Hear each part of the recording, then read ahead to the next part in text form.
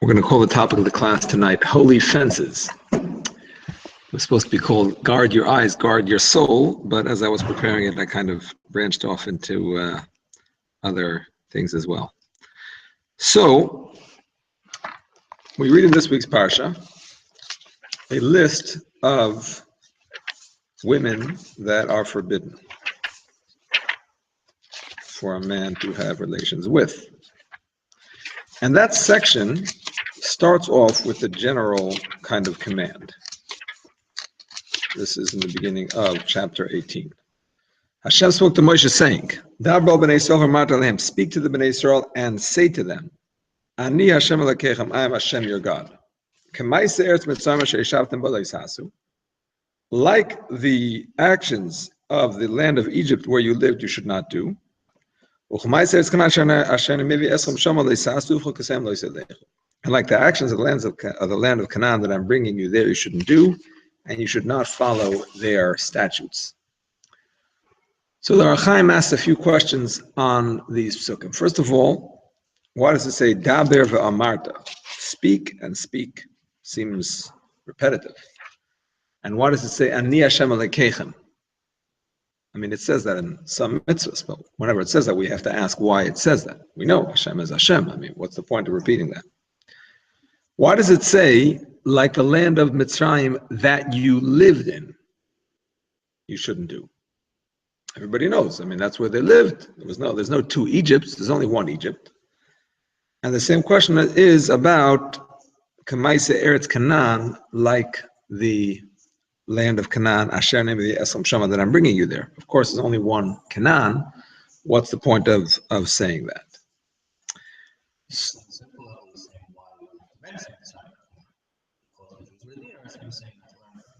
Okay. He's going to say something like that. Yeah, it seems like the prevalent custom was to have these illicit relations. Right.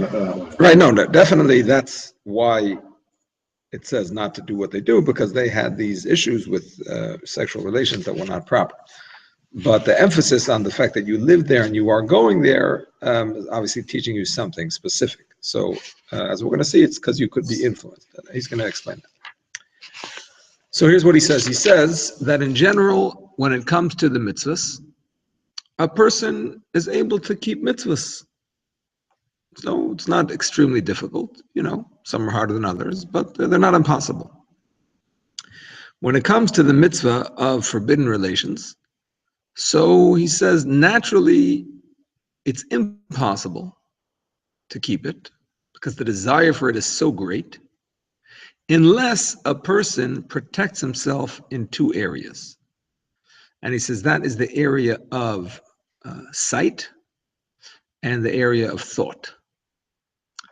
A person who does not think about forbidden relations, nevertheless allows himself to look at them, or even if he sees them, in a way that's beyond his control, it can affect him to the extent that he could sin. And we see in the Gemara. Exactly. It could lead him to sin. Exactly. So I would say in general, when we talk about relations and seeing it, I'd say you're right, but I think there's something within these particular incestuous relationships that, besides a general taboo, I don't think the motivation, the driver behind it is as strong. I mean, while the sexual definitely the desire for incest, the Gemara says the Chachamim davened and took that away. Right.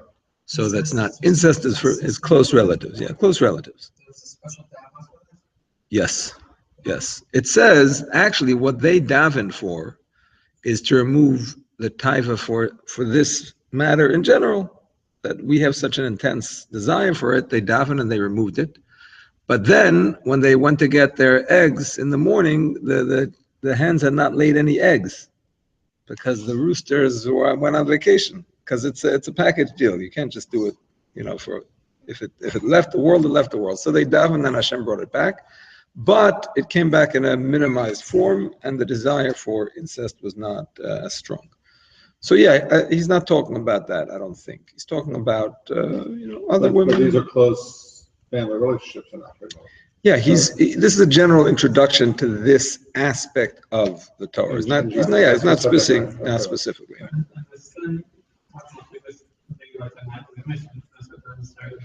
Well, that's also true. That's also true, in particular about thought. That's what it says. That's where it says about forbidden thoughts. It says it about the emission. It says, if it's through a thought, if it happens without him thinking, okay, it can happen. The body produces it, and sometimes it just comes. But it says in the Gemara, "V'nishmarta mikol davara, kisei tzemach nalevecha." When you go on a camp against your fellow, against your enemy, "V'nishmarta mikol davara," you should guard yourself from anything evil. And the next pasuk says, if you will have an occurrence at night that is tamei, then you'll go outside and purify yourself. So the pasuk before that is telling you, guard yourself from that. Make sure you don't come to that. Because nobody ever has almost a complete subject, doesn't have one single moment. Nobody doesn't even have one moment of some kind of, if you talk, it's hard, it's like right, no, there's no question. There's no question that these thoughts come to a person's head against their will, unless he's a complete tzaddik. And a person, the Alter Rebbe says, a person who has these thoughts and gets depressed because of them is a Baal Gaiva. Because who does he think? He thinks he's a tzaddik, that he shouldn't have these thoughts? No, he's halavai, he's a Beinani, And a Beinani, even though he's almost perfect, has these thoughts. So a person that has these thoughts shouldn't feel bad. But he has to push them away. He shouldn't dwell on them. So how does he ever know if in fact he was thinking of love that caused everything? You can only do the best you do. You can only do the best. Nobody really knows unless he knows that he was dwelling on it and that he thought about it, or he looked, whatever it is.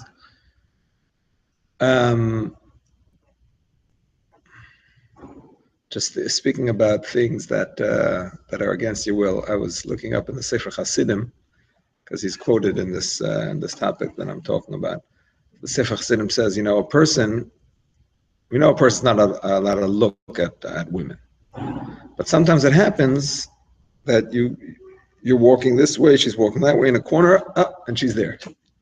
And it even says in the Gemara Yerushalmi that Rabbi Gamliel, that once happened to, and he saw a beautiful woman, and he said a bracha. There's a special bracha you say when you see beautiful things. He said a bracha. So obviously it's not a sin. He didn't mean to do it. And the fact that she was beautiful, he was thanking Hashem for creating such a beautiful thing. We shouldn't say this bracha because it could lead to a person thinking that it's okay. It's in the Arshal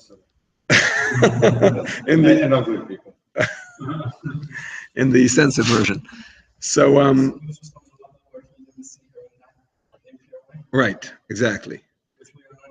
No, it says we shouldn't do it because we may not. You're not allowed to say a bracha on something that's sinful. By the way, it says that about this also. You're not allowed to say a bracha on besamim. In general, you smell a nice smell. It's okay, even perfume. But if it's perfume of a woman that you know that's forbidden, in other words, not your wife, or it's if it's on her, for sure not. But even if it's not on her, but if she wears it and you associate it with her, you can't say a bracha on it, because you can't say a bracha on a sin. There's a scent that I remember from childhood, from some person that I was friends with. My girlfriend that I was friends with. I'm crazy about the smell. I already have in mind that I would love that my wife should wear this smell. I see. It may remind me of her, but it's certainly not for the purpose of the wife. connecting me to this other person. I see. I'm not interested at all. So what I see. I don't know. I don't know. It's a good question. It's a good question. Find a wife, have her wear it, and then you'll associate it with her. It's a good question. I don't know. I'm not sure. Maybe it's only a woman that is around. You know what I mean? Not a woman that's in the past. I don't know. I'm not sure. I'm not sure. So anyway, the Sefer Chassidim says, if you see a woman in this way in a corner that you didn't intend to, and you get simcha, and you're happy because I get the best of both worlds. I didn't do an avera because I didn't mean to, but I got to see her. So that's a very bad sign on the person, because that means that his heart is in the wrong place. He doesn't say these words, but I'm paraphrasing. That means that he's happy that he's doing something wrong, even though he's not getting punished for it. He's happy about the thing that's wrong. What he should be happy about is if a mitzvah comes to him unintended, that's what he should be happy about. When this happens, he should be sad that Hashem put him in the situation that unfortunately he came to see something that he shouldn't have. Even though it's not his fault, he doesn't have to do tshuva per se, but he should feel sad that it came to him. So with Rashi also like that, right? That he saw a woman riding a horse and he was upset about it. I've heard that story, yeah. Yeah, then he reminded him because it was Right. I heard that, yeah. I didn't hear it from like a verified source, but I heard it. Yeah, it could be. I said, how did he see it? He must have, yeah. I see. It's a person that gets sad, and we're trying so hard to come close to sadness, and so I think he's having to begin with already. He shouldn't dwell on the sadness, but he should feel bad. He should feel that this is not. It's a shame that he saw it. He shouldn't feel good that he saw it. He should feel it's not a good thing. Let's put it that way. Don't look at the road. My neighbor in Williamsburg, just take the Rebbe, we don't let him drive. I should drive a car. In Williamsburg. Interesting. You gotta look around when you drive. Interesting. These words not allowed to drive. Very interesting. In the app, not too far. So the point is, he brings several examples of people who were certainly holy and righteous people, but nevertheless, as a result of their power of sight, it led them to almost sin. Of Amram Hasida, famous story, he had redeemed some captives, and they were staying on the second floor, and there was a ladder between the two floors, and he saw up through the hole in the skylight to the second floor, he saw a woman's face, and he desired her to the extent that he started climbing up the ladder, and halfway up, he kind of caught himself, and he shouted out, "There's a fire in the house of Rav Amram." So everybody came running, and I said, "What's going on?" He says, "A fire, my Yetzer Hara is burning, and I needed some chevra around me to help me overcome it." And there's, of course, David HaMelech. The whole thing started only with sight. He didn't think about it before. He didn't. That's another question. Whatever he did, which he speaks about as a sin, he himself speaks about as a sin. The whole chapter 51 in Tehillim is about doing tshuva for that sin. That's another question. It's another question. It's not the simple understanding of a sin. It's a lesser sin, a much lesser sin, but it's still on some level it's a sin. So, right, you mean in terms of her not being married? Right, yeah, that's true. Yeah. It's a long story. It's a whole shear or more. Yeah. Yes, correct.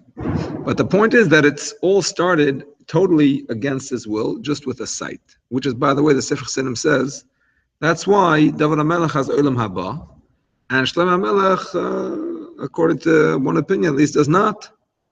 Because his David's sin was totally unplanned for. And Shlomo had 1,000 wives, 1,000 women, so, and they were questionable. He says this is the difference between a person who, two people, one of them prepares himself, he makes himself look nice because he knows the women are looking, and he thinks about it, and then he sins. And another person is going about his life and he didn't prepare himself at all. In that situation, unfortunately, he sinned. They're both sins, but the sin of the first one is much more serious because that means he put himself into it, premeditated. Anyway, the point is, he says that in order to overcome this particular desire, a person has to guard himself from the sights and from the thoughts. So that's why it says, because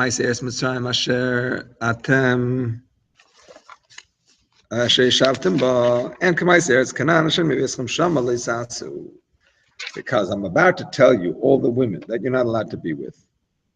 And you're going to think to yourself, how am I possibly going to overcome this Yetzer Hara, seeing that we're coming from an environment where it was so prevalent, and we're going to an environment where it's so prevalent, how is that not going to affect us? Because we know the air that you breathe, the atmosphere that you're in, has an effect on you, and it might affect your thoughts. You know, thoughts kind of drift around in the air, and other people pick them up. I mean, that's what it says. That's what it says, that one person's thoughts can affect somebody else. And maybe even the sites, in particular in Egypt, they didn't even have the Torah. So who says that they were careful about these things?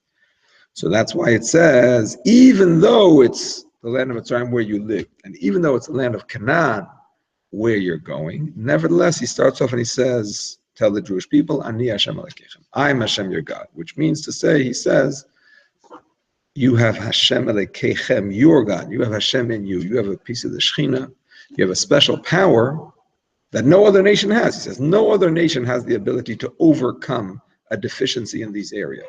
A person who is deficient in the area of thought or sight, if they're not Jewish, they're for sure going to sin.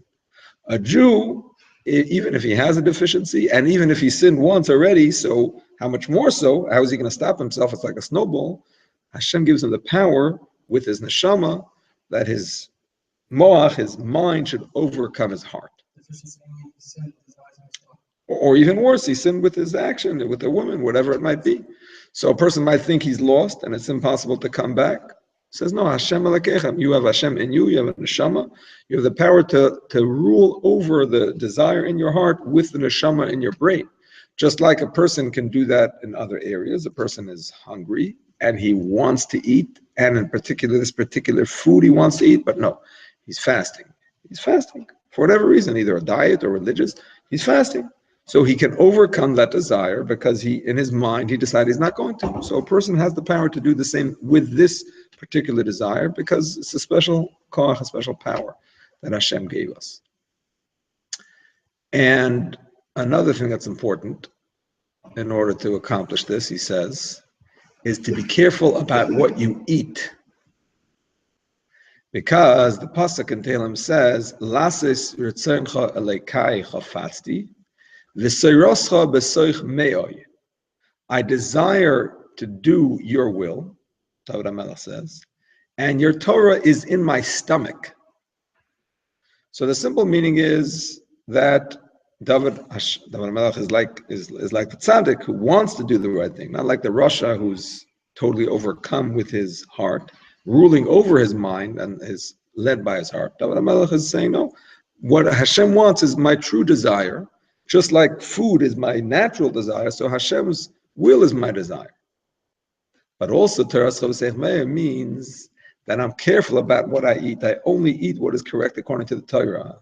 Because the Arizal says that it happens sometimes that a person is going on the good path.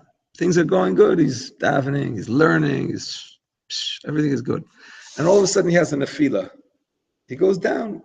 He starts just losing the right path. And he doesn't know where it came from. So it could be that he ate something forbidden. And the food affects him. And even more so, the food could have a nitzotz, it could have a spark of a neshama, a negative neshama, that's in him, and it's affecting him and dragging him down. Yeah. Yeah, on the topic. Yeah. So on what level are we talking about eating that believe that there's a neshama in him making balagan? That sounds pretty extreme. So once we're eating like a cake that he doesn't eat. No, I mean, he's talking about a forbidden food. Talking about stopping from McDonald's. Yeah, but maybe it's not actual McDonald's. Maybe it's something questionable. Maybe it's not the best hechsher. Maybe. The Gemara Zohar says only Talmud Chacham could eat meat. So unless you know the shorish of the meat, where it's coming from, what soul needs to be fixed in that meat, we're suggesting that we shouldn't be eating meat. Not sure Talmud Chacham really know where it's coming from. I hear what you're saying. No, I hear what you're saying, but the Orach Chaim doesn't. The Orach Chaim is not speaking about that. Even though I hear what you're saying.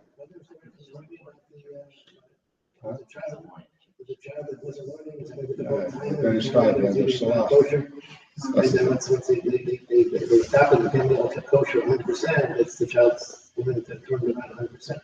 I thought that means that it could be kosher. I'm saying, are you saying that it's on the level of like if a person eats like, like whatever, like I have donuts here. Yeah, they were good actually.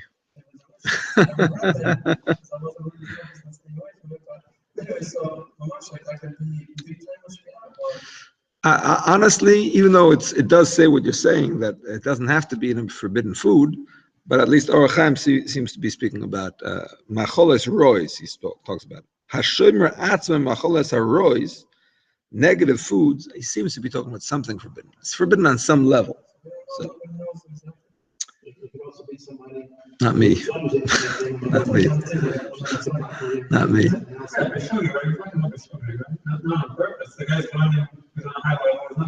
Yeah. It could be b'shagi. It could still affect them, even b'shagi.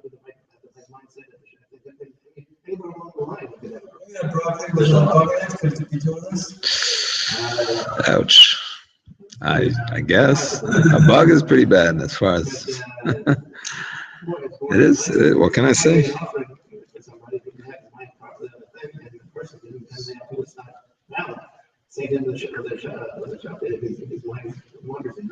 Left side looks. Okay, so. Oh, that's a good question. That's a whole other topic. I'd rather not go there because it's a long topic. Okay, if you hold it's forbidden, obviously it applies to Yashin. If you hold it's permissible, then it doesn't. Okay, so along the lines of this matter, I wanted to speak a little bit about holy fences. We need to say things that we have to do to guard ourselves from reaching, God forbid, forbidden relations. So that's also based on a pasuk in this week's parsha. The first lav about forbidden relations is a general one. Ish pasuk vav. Ish akol she'er besorei lo yisikravu legales erva ani Hashem. Any man, to any of his relatives, he should not approach to uncover the nakedness. I am Hashem. What does it mean? Should not approach uncover? That doesn't say a specific. Doesn't say a specific one. Afterwards, he goes ahead and says specific ones. Yeah. So the Rambam says that it means that one is not allowed to do anything that could lead to a forbidden relationship. I'm just going to quote. Whoever shares physical intimacy with one of the forbidden women, this is in Isur Bia Parak Chaf Beis, Halacha Aleph.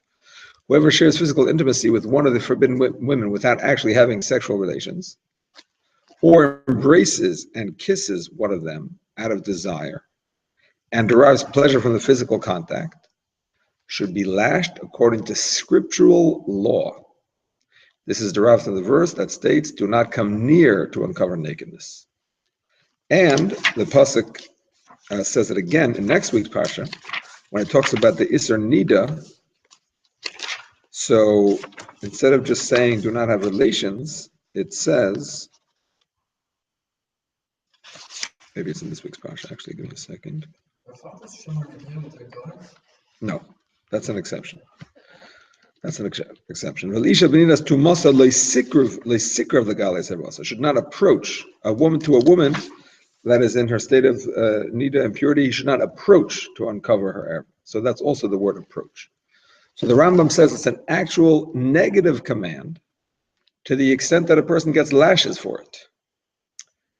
The Ramban disagrees and says it's only, I say only, I mean in quotation marks, because a rabbinic violation is not a light thing, but it's nevertheless only a rabbinic violation. The Ramban says that lo sikrav is an expression.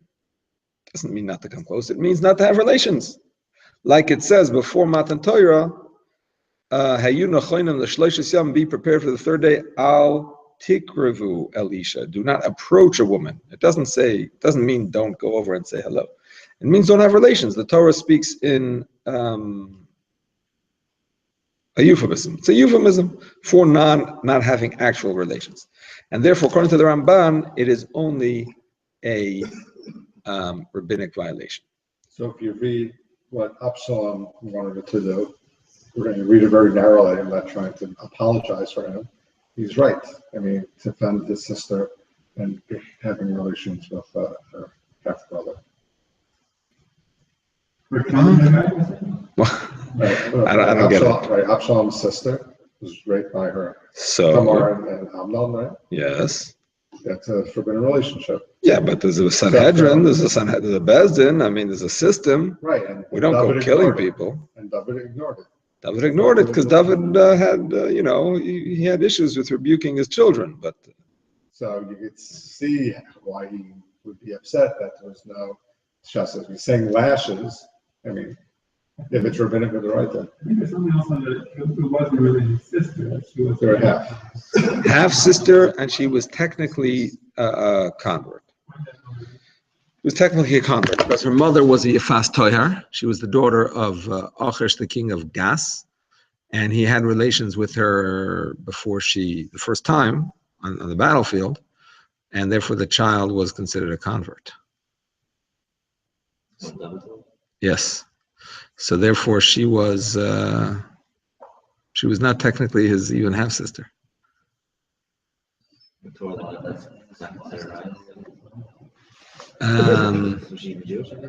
No, she converted.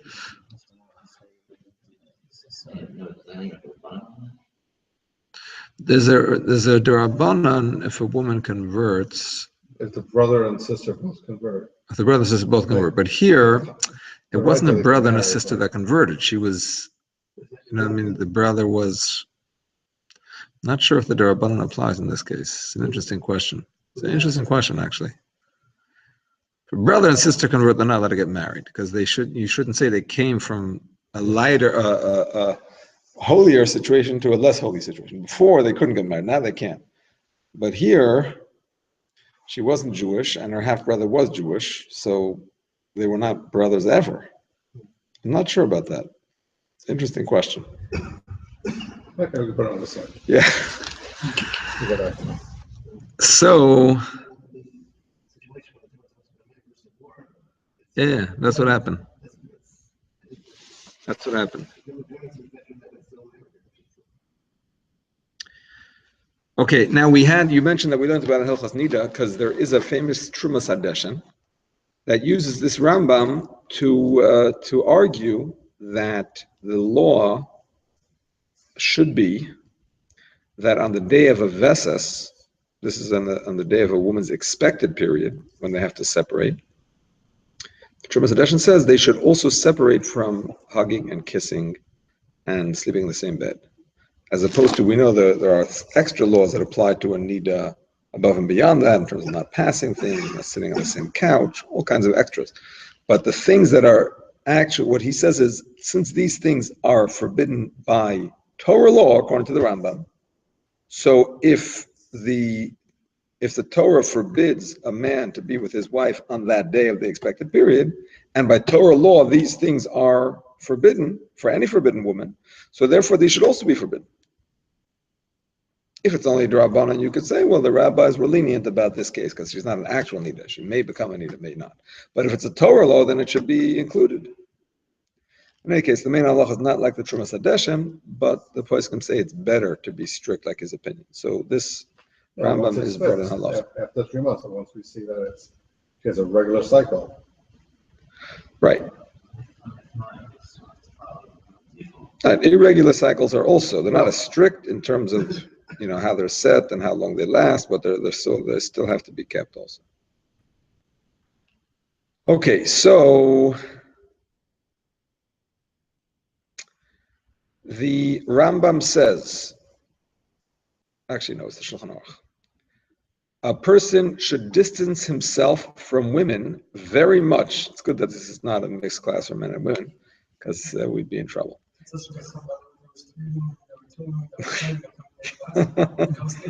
Big trouble.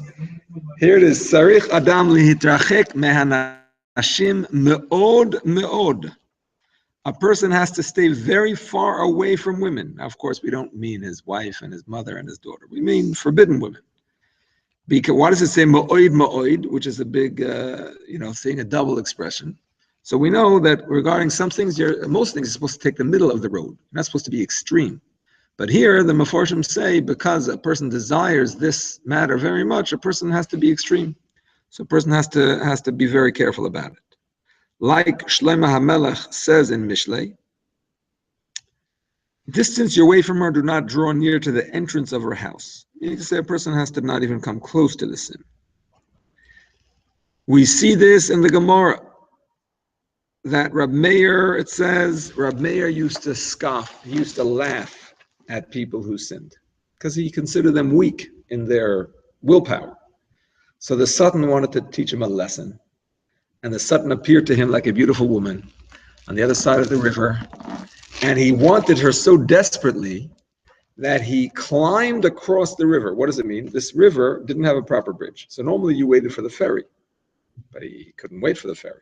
So there was like a plank of wood that was so narrow that you could only use it if you held onto a rope. It was one of those bridges that was a plank and a rope. So he went across on the plank and the rope, and halfway through, the Satan had Rahmanas on him and kind of let the desire dissipate. And the Satan said to him, I don't know if it was the woman that said as the Satan, Rab Meir Balades, the famous Rab Meir. So the Satan said to him, if not for the fact that they announced in Shamayim, be careful for Rab Meir and his Torah, I would have destroyed you. I would have made you worth like 2 ma. I would have made you worthless. He said, I would have caused you to sin, because I had the power, and you would have become worthless. 2 ma, it's a coin, 2 coins. You could have been worthless. So a person has to be very careful, because we see that even a great person, even a holy person, has to be careful. Went through that he tested his wife towards the end. That's true. That's actually very interesting. That he also had this issue. Why is that? What are you saying? It says, because he knows what it is to go through So you're saying how much more? he knows how difficult it is. So now he's testing his Rebbetzin. So you're saying no, he didn't. It was a student. It was a student. It wasn't him. It was a student. It wasn't him. No, but I think he set the situation up. No? Did he? Does it say that? Is that what it says? He set up, yeah. He was the I see. Ay. Trying to sin, not actually sinning. Trying to sin. No, he's saying, why is he He trying? knows how difficult it is, Why does he put himself in that situation?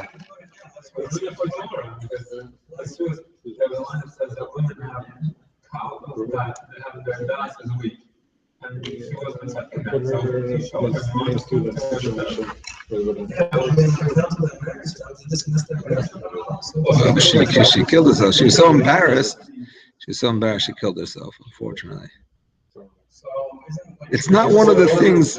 It's not one of the things we publicize, because she was a great woman. In general, not test, not put people on a test. It's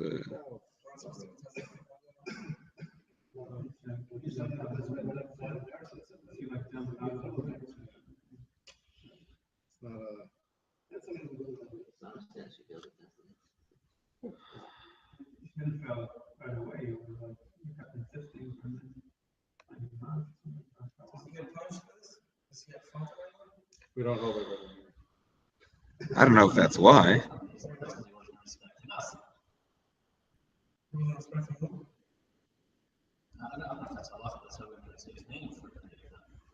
That's not even his name. Mayor. The great light.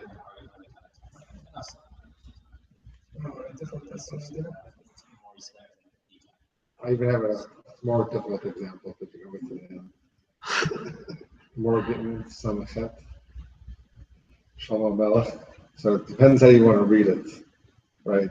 Whether or not he's interchanged with the king of the demons, or don't like to say his name. He tries to sleep with his mother and sleeps with his queens or Nida. That was the demon. What do you mean? Right. So it depends how you want to read into it and how do you understand it. Is it really, I mean, why would Hashem create a demon or you just lost it? I don't know. I'm not gonna go there. Sorry, not today. You know, Okay. right, so. The Rambam says, Depends how you want to read it. there is nothing in the entire Torah that is more difficult for the majority of people to separate themselves from than sexual misconduct and forbidden relations. The very next halacha, this is in Isur Bia Chaf Gimel, I think. The very next halacha, he says, only a minority of people sin regarding forbidden sexual conduct. Starts off and he says, majority. No, the Rambam, in the end of every set of halachas, gives you some musar. That's a style. The end of every set of halachas, he gives you some musar. So at the end of his Isur Bia, he gives you a pep talk about being careful about this. So in his pep talk, he starts off and he says, a majority of people, let me just quote him again, there's nothing in the entire Torah that is more difficult for the majority of people to separate themselves than sexual misconduct. And then he writes, a minority of people sin regarding forbidden sexual conduct. So how do we understand this? So the Prisha says very simple. A majority of the people struggle with this, right? It's a minority of people who don't have issues. You know, there are some people by nature, they're not so heated. Okay, but that's a minority. Most people struggle with it. Now, as far as actual sins, only a minority actually sin. Most people succeed in overcoming the desire, but it's a thing that most people struggle with. Okay, we already spoke about sinful thoughts because the Gemara says that the pasuk is talking about that when it says, guard yourselves, guard yourselves from having sinful thoughts by day, which could lead to carry at night. Some literally understand this as a Torah violation. The Beis Shmuel, a commentary on the Shulchan Aruch Ibn Ezra, says this is a Torah violation to think these thoughts. To embrace them, yeah, to dwell in them.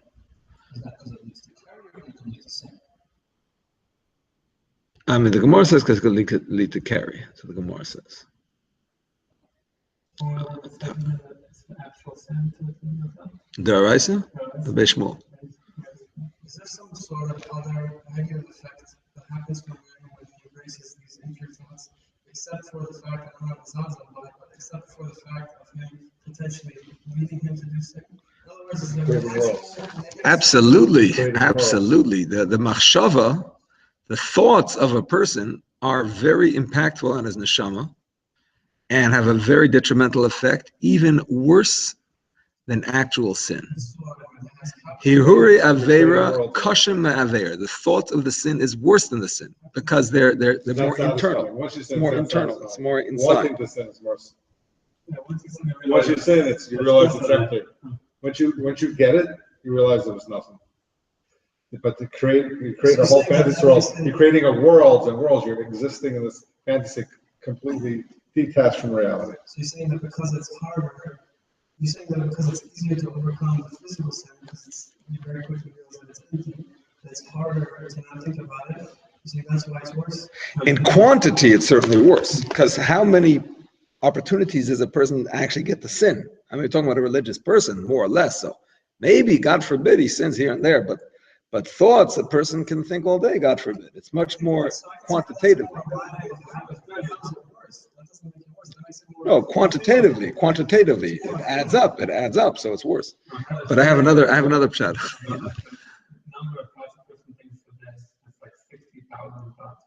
Wow. I have to. So no, but this is a vort that I read in the Beis Avram, which is extremely, I don't know what the word is, but extreme. It's being recorded, so I don't know. But anyway, Beis Avram says that the sin of the thought is much worse than the sin of the action, because the soul has three garments: thought, speech, and action, and the thought is the innermost garment. So it affects the neshama in a much worse way. Is it Slonim or? Slonim. So exactly, it makes a blemish in the neshama. So he says sometimes a person has sinned so extensively with his thoughts, but he thinks I'm still a tzaddik. I didn't do anything. That's the same. All I did was think. No. All I did was think. Hashem in his kindness causes him to sin with a woman, and then he realizes what a rasha is, and he does tshuva. So the sin, the action is the first step of his tshuva, because now he knows he's a rasha. Until now he thought he was a tzaddik. Now he knows he's a rasha.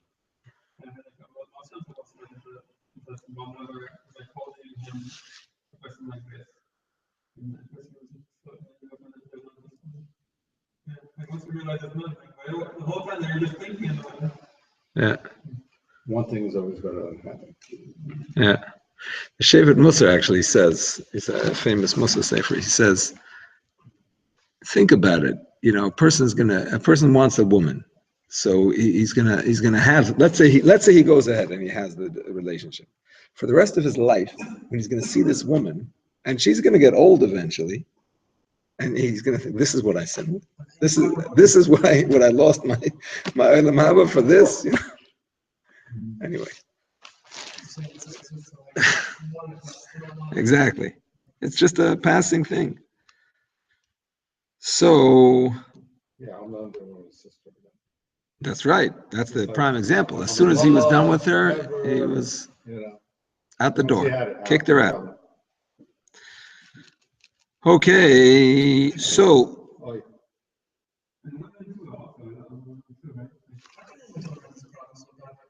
Because they're disappointed. because if they would, we'd have no hope. They're our only hope. If they would, we would be finished. Exactly, at least. Daitan kalas, but I don't know about desire. Yeah. But they have the temptation of making themselves attractive. Yes. They have a temptation for that? Sure.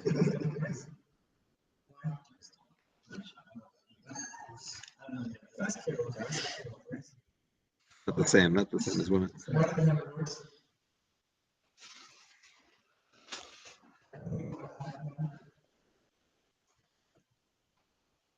Rabbi Weberman once said in a shir, every man is a peeping Tom and every woman is an exhibitionist. The nature of men is to look and the nature of women is to want to be seen. So that was interesting. The big thing in Brooklyn, from women, we're taking these, they're having like erotic photo shoots. I mean, not like, it's a big thing. Like only for like their husbands. Yeah, there's a couple of articles about it. That's extremely off the wall. Yes. I want to feel desires. I want to feel some self-confidence. No. What can I say? So the Rambam has a whole list. After he says that a person gets actual malchus for hugging, kissing, and doing those things, then he has a list of things that a person would get makas mardus for. Makas mardus means lashes for rabbinic violations. Usually it's rabbinic violations. And I'll just read them quickly, and then we'll discuss if it's actual Torah or rabbinic. Person may not make motions with his hands or feet, or wink with his eyes to one of the arayas. May not jest with her or act frivolously with her. Just like joke around. Forbidden. It's all perfect. Flirting, exactly. Forbidden to smell her perfume or gaze at her beauty. A person who looks at even a small finger of a woman with the intent of deriving pleasure is considered as if he looked at her private parts. Forbidden to hear the voice of a woman, forbidden as an erva, or to look at her hair. Forbidden for a man to look at a woman while they do the laundry. In those days, a woman would only expose herself outside when she was doing the laundry. Otherwise, a woman walked around covered up like they're supposed to. Nowadays, it's a different situation. But in those days, they would only... No, they would pull up their skirts or their arms. They were involved in the river and whatever. So that's the only situation. Even forbidden to look at the colored garments of a woman one knows. And he'd say they're hanging out to dry, but he thinks about her when he sees them. He's not allowed to look at them. When a person encounters a woman in the street, it is forbidden for him to walk behind her. Instead, he should hurry and position himself so that she is at his side or behind him. Or walks behind a woman in the marketplace is one of the frivolous of the common people. Kale Amei Ha'aretz. So Well, the point is, if he's walking right behind her, he's inevitably going to look at her. He has to walk on the side.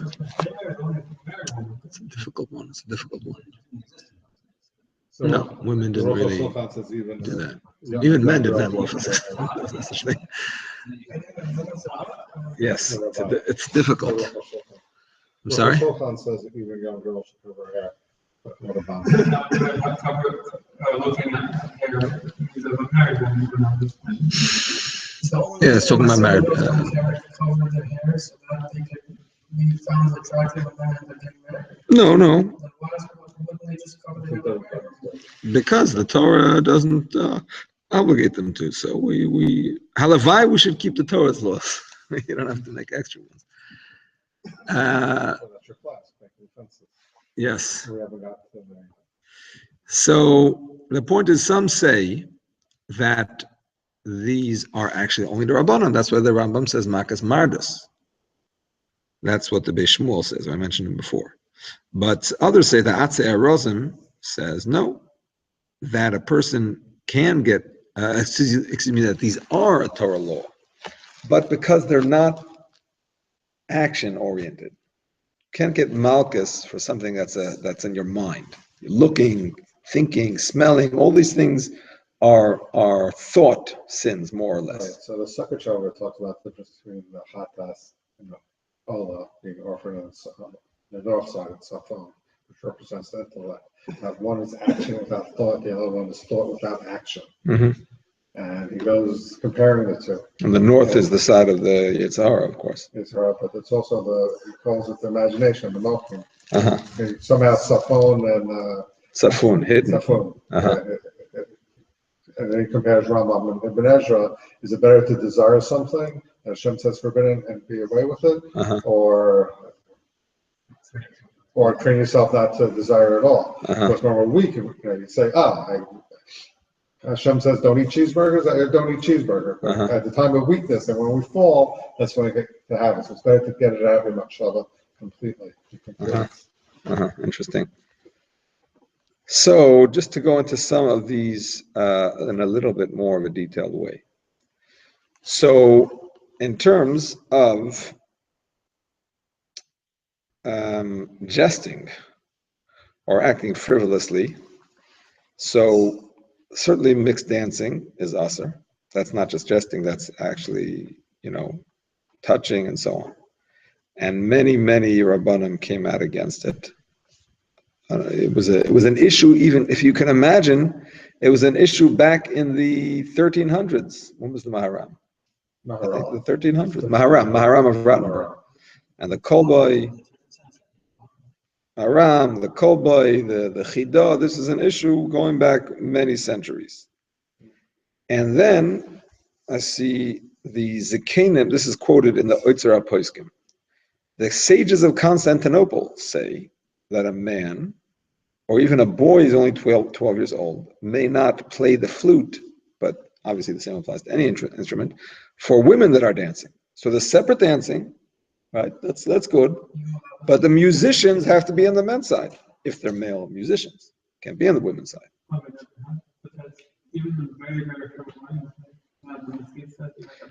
So that's an issue. That's an issue. Certainly, if the musicians are Jewish, that's an issue.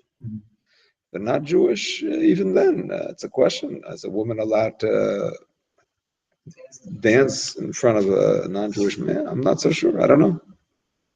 I'm not I'm not giving a psak. I'm just saying it's not simple. It's not simple. I guess if there was a case of this, like a band here, and the women would feel kind of slighted, the man was here, the men were here, and the women were behind. Right. I don't know. I have a question about that situation. From maintenance and such, where my best friend lies over his best friend, whether he's married or not. Uh-huh. And they're best friends, so they're Uh-huh. very open and talking and joking. Uh-huh. And having a great time and joking about stuff. And there's other people at the table, we're not separating, right? Nobody's thinking about this. So other people are interacting with the jokes as well. Uh-huh. Perhaps a mother or a family member. So everything feels very open. So that now the friend has to be super conscious, as does the host's wife.